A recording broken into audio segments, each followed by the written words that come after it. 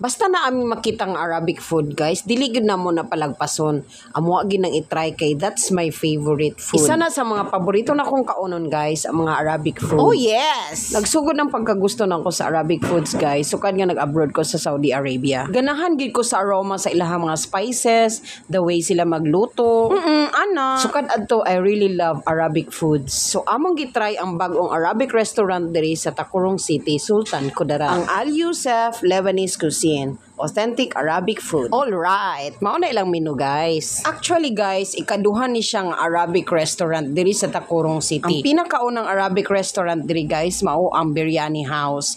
And I have also tried it already. Lami pud kayo ilahang mga Arabic foods, guys. Mura jud kag naa sa Saudi. So ayan, guys, nag-order na mi sa among favorite nga chicken biryani. Kamu, guys, ganahan pud ba mo og mga Arabic foods? I-comment niyo lang, guys, kung gusto niyo rin ba ang lasa nito. Don't forget to like and subscribe.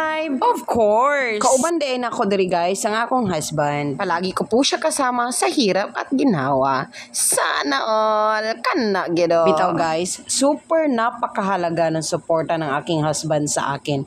Especially ngayon na meron na po akong sakit. Kaya masasabi kong napakaswerte ko sa asawa ko dahil nandyan pa rin siya para sa akin. Hindi niya ako iniiwan, kahit hindi na ako maintindihan, sa dami ng pagkukulang ko, sa dami ng naging kasalanan ko, nandyan pa rin siya para sa akin.